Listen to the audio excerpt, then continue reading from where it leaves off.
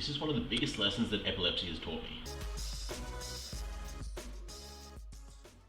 Welcome back to another episode of the Be Better podcast. My name is Harrison Orr. I am a men's health and performance coach. I have helped close to 500 guys have less stress, more energy, sleep better, have optimal health so that they can run their business better, so they can have better marriages, be better parents, and just live life on their terms. And one of the pivotal things that has shifted me in this direction of life was getting told that I have epilepsy. A month after I turned 18, I had my first seizure, got told I've got epilepsy, got told you need to take these medications, you can't drink, you have to manage your stress, you have to watch your sleep because alcohol, sleep deprivation and stress are your triggers, so you need to manage that, otherwise you will continue to have frequent seizures for the rest of your life. And that's not something that you want to hear as someone who is just legally allowed to drink and someone who is still trying to figure the rest of life out on top of now you've got to look after all that kind of stuff. And in my stupidity, it took me quite a few years to still get a handle on that. I was still not really caring about sleep, still over-caffeinating my head, or over-caffeinating myself to the hill house on caffeine, coffees, on pre-workouts, on stimulants, just anything you could do. And part of that was I just didn't like sleeping. I like to train a lot, and working as a chef, often not finishing till 11 o'clock at night and starting at 5 or 6 in the morning, you got long hours, so do what you got to do, right? But one of the things that having epilepsy has taught me, and this is something that I think everybody can benefit from, especially having spoken to quite a few people recently that are doing the Take Care challenge. And this challenge is all about recovery, is all about putting yourself in the long-term vision for your health and yourself first, as opposed to just going as hard as possible for the next few weeks. And so in that process, there's that element of also knowing when to rest, knowing when your mind and your body is better suited to a slower day, a recovery-based day, as opposed to just nut up or shut up, just double scoop your pre-workout and just go ham, right? Being able to find that balance. Because I was for years on the other side of that fence. I was always, you get up, you double scoop your pre-workout, you watch or listen to some motivational shit, you get to the gym, you lift heavy for 2 hours, and don't be a bitch, right? It doesn't matter how you feel, because your feelings don't matter. It doesn't matter what day of the week, what day of the year. It doesn't matter if it's Christmas Day, New Year's Day. As long as the gym is open, I am going to be there. And whilst I'm somewhat proud, my ego is proud of that mentality, and it served me for quite a few years, we naturally get to a point where that mentality doesn't serve us anymore, right? And if you need proof of that, look straight to athletes, right? Always go to the extremes, because that will tell you what the best approach is, or one of the best approaches. And obviously they are governed by performance. Like, their sole focus is to perform at their highest level. Do they perform? Do they go flat out, max out every single session, every single day of the year? No. They have seasons. They have cycles. They have days off. They focus heavily on recovery because they know you can only get out what you put in. So if you're not recovering to the level that you're trying to take out, you slowly wear yourself down, or fast, depending on how much you're taking out, and you get to a point of injury or burnout, or you're just not performing as well as you'd like to. And so if you feel like that's you're getting to that point of, or you just don't know. You don't know. I don't know if I'm just being soft or being weak. If I need to be more disciplined. Like, how do I know if I'm supposed to get up and train and go through things? Some of the things that have massively helped me shift that perspective of, just don't be a bitch, go do it, is recognizing that you can't go hard all the time. Even in our programming at the yard, it goes through cycles. We go through a base phase, a build phase, a gain phase, a perform phase, and then an align phase, which is like essentially your deload week. So we build, peak, deload, build, peak, deload, right? So it goes in that cycle. It's not just constant going up, trying to always lift more weight, do more sets, do more reps, do more, because eventually you flatline. And so it's the same as if you're trying to lose fat. For example, I know a lot of people are trying to lose fat and improve their physique. You can't just keep reducing your calories. less, less, less, less, less, less, and doing more, because you will get to zero pretty fast, and lo and behold, your body doesn't like 0 calories. It needs those to function, not just for your physique, but also for your brain, for your organs, for you to just be on this planet. You need something to fuel that survival, right? Food and calories as being a big part of that. And so we go in cycles. We go down, your body adjusts, you go down again, your body adjusts, you go down again, your body adjusts, and then you come back up, or a deload, essentially. You resensitize to that amount of calories, and then you repeat the process. So it's cyclical in that sense. And so when I was able to look at that and say, all right, these people that are at the top of their performance, the top of their game, aren't going that hard every single time. Okay, maybe that's a clue. Awesome. But that still didn't help me day to day. Like, I'd still wake up, be like, I need to train. It was like an ego thing of, if I haven't trained today, then something's wrong. I bitched out, like I'm not worthy, I'm not valuable, I'm a failure, I'm weak-minded, I'm all these things. And what really shifted me was data. So having actual numbers that I could take it out of my emotions. Like I could outsource this decision and actually have data on my physical state to be able to say, like, no, you're not just making this up, you actually are under recovered, your nervous system is fried, your sleep was trash, you are better off to either have a lighter session, just do a bit of a party pump, do nothing too taxing on the nervous system, maybe prioritize a walk in the sun, a sauna session, or an SDR, a nap, something like that, that's gonna help recover, because we're looking at the big picture. We're not just looking day by day. It's like, if we zoom out long enough, is this session going to make the difference between me putting on 50 kilos to my max lifts, or an extra 10 kilos onto my body weight, or losing an extra 10% body fat, or any of that stuff? No, it's not. But if we zoom out, if I take today as a rest day, if I go lighter, you still have the habit of moving our body. We're not saying, you do nothing, go lay on the couch all day, but you move, because that's what our bodies are made to do. But we do it in a way that's not so strenuous, that's not taxing our nervous system, that allows our body to actively recover, with the frame of, if I do this today, I'll be able to perform better tomorrow. I'll be able to show up with more intensity, I'll be able to be more present, I'll be able to perform better, both physically and mentally. Emotionally, I'll be better because I'll have rested, given myself a break, ideally have got better sleep as well, so my threshold to stress, mentally, physically, emotionally, is going to be higher as well. And then so we give back to ourselves, and then the next day we can go again. Maybe we can even go a little bit harder, depending on how burnt out or how long you've been in that state of burnout. And then we go again. And so for the last 5.5 years, have been using an Oura ring. That's what I use to track my sleep, my heart rate variability, which is the golden metric, essentially, for being able to check the status, if we call it that, of your nervous system. So your heart rate variability is the time stamp, the time gap between heartbeats. So if we have a high heart rate variability, a high number, like a lot of seconds, a lot of milliseconds essentially, it means our heartbeat is slower, which often means we've got a calmer heartbeat, a slower heartbeat, a more relaxed, more recovered heart rate. If we have, which is good, which is what we want, right? If we have a lower heart rate variability, it means there's a shorter time between our heartbeats on average. And so the shorter time there means there's more heartbeats, which means we're in a stressed out state more, which means we're not as relaxed, which means we're not as recovered to then go and perform at our best. And so when you know what your average heart rate variability is, or the range that you generally sit in, it makes it a lot easier to make some of these decisions, because you've got data that is not emotionally driven. It's logic, it's fact as much as it can be. Obviously these things aren't 100% accurate, but they can be more helpful than just relying on, well, how do I feel today, right? Which we're all going to have days where we feel motivated and disciplined to shut up, just get it done, no matter how you feel, and other days where we're looking for any excuse under the sun to not go to the gym for whatever reason. And so that massively helped me. But I understand that not everyone is willing to invest a couple $100 to buy a wearable like a Oura ring or a Whoop strap or anything like that. And so if that's you and you're like, well, where does that leave me, Harry?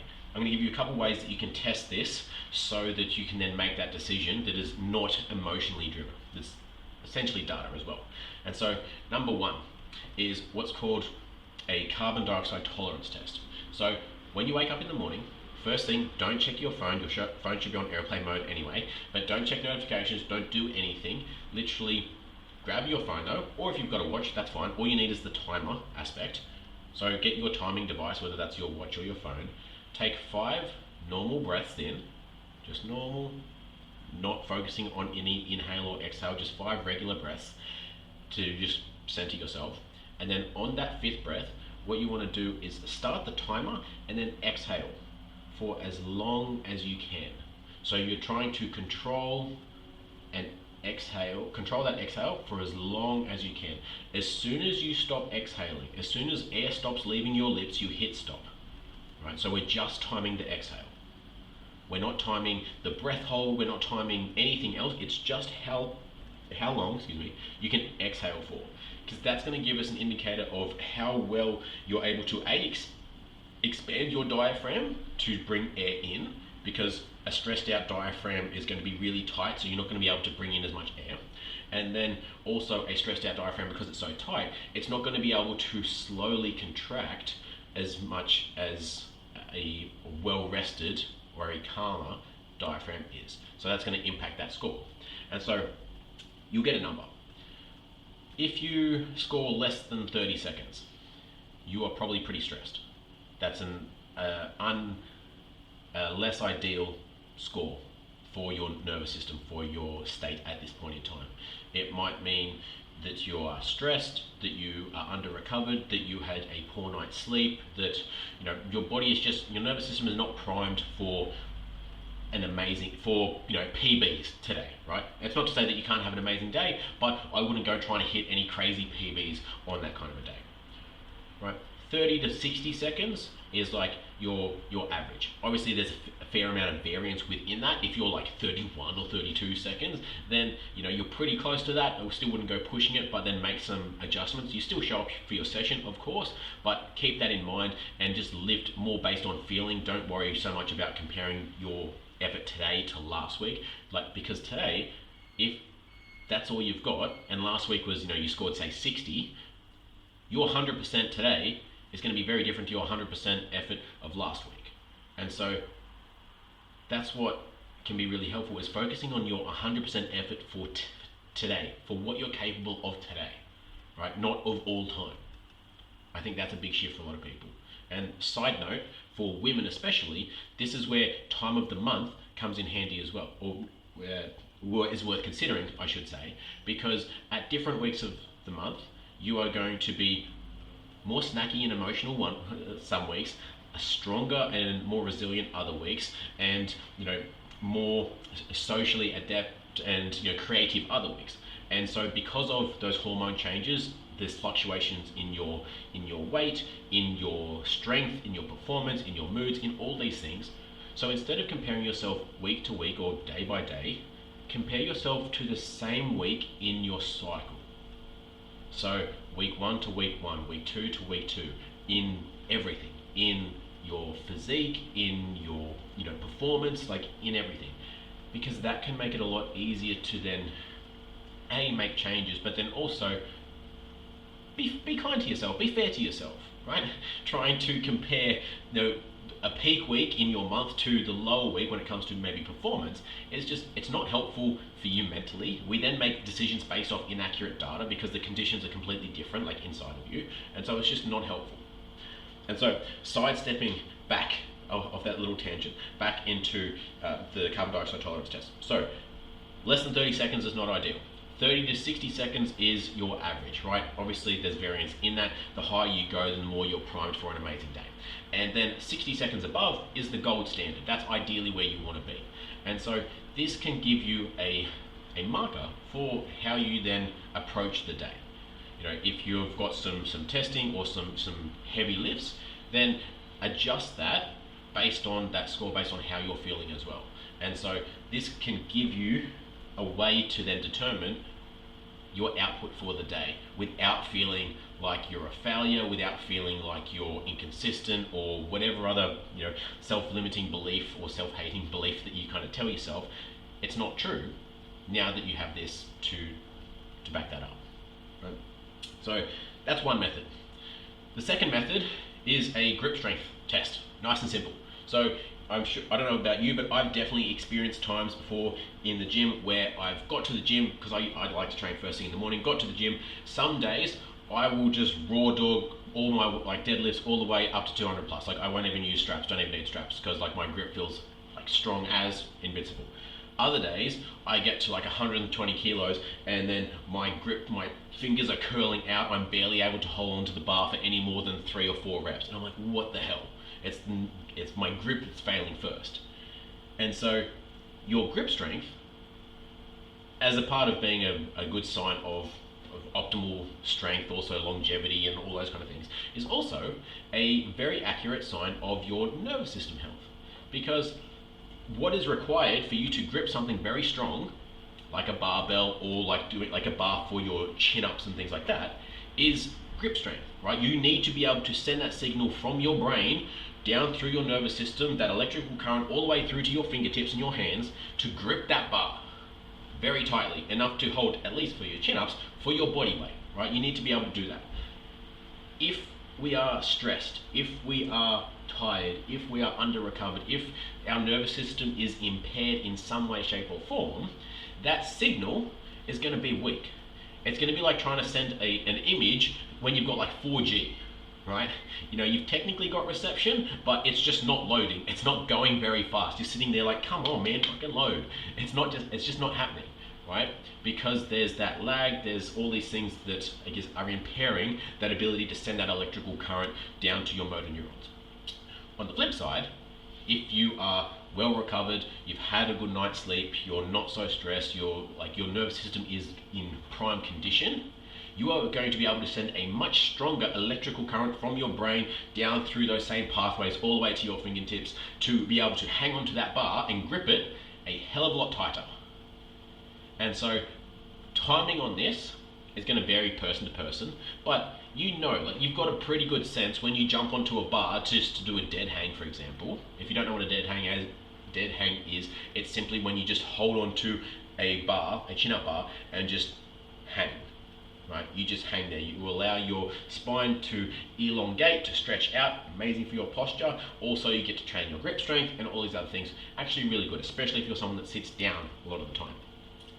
And so you've got a good feeling of like when you grip that bar, within the first few seconds, you've got a good idea of if you're going to be able to hang there for a while, like comparative to like your strength and your ability, versus if you're like, God, I'm going to be lucky to be here for 10 seconds. I feel my fingers already uncurling. That can be another way to then also test if you're maybe primed or needing in a bit more recovery. And you might be saying like, oh, well, I'm already at the gym at that point, so I'm going to train. 100%, still train. I'm never saying don't train, but adjust your session accordingly.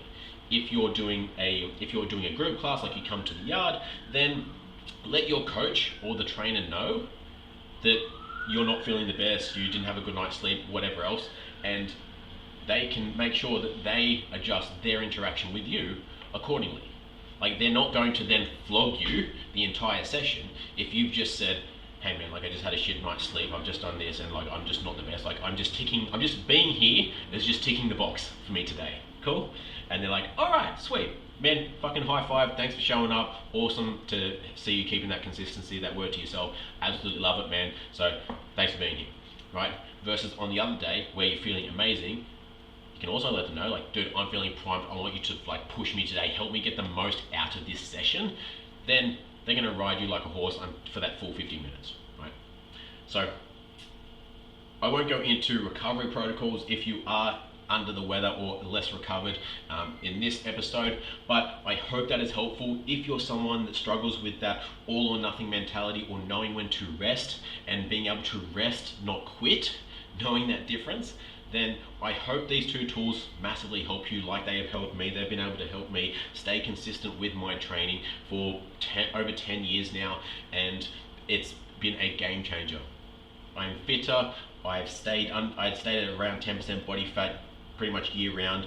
I am mentally much better off. I don't have that connection to training. Like if I don't do it, I'm a failure. I'll get fat, and like no one will love me, and my world is going to end if I don't make that session. And it's enabled me to have a lot healthier relationship with myself, with training, with consistency, and being able to tune into that intuition and maybe listen to my feelings sometimes. Some people rave about them, but I don't know if they're all there cracked up to be, but we'll see. So I hope that's helpful. Now you've got the action, you've got the lesson, go and take the action. I hope that's helpful. If this was helpful for you, or you know someone that is in that space, please share this podcast with them, share this episode or some of my stuff with them, so they can look after their health for the long term, not just the short term. So I hope that helps. Thank you for sharing, and I'll see you guys in the next episode.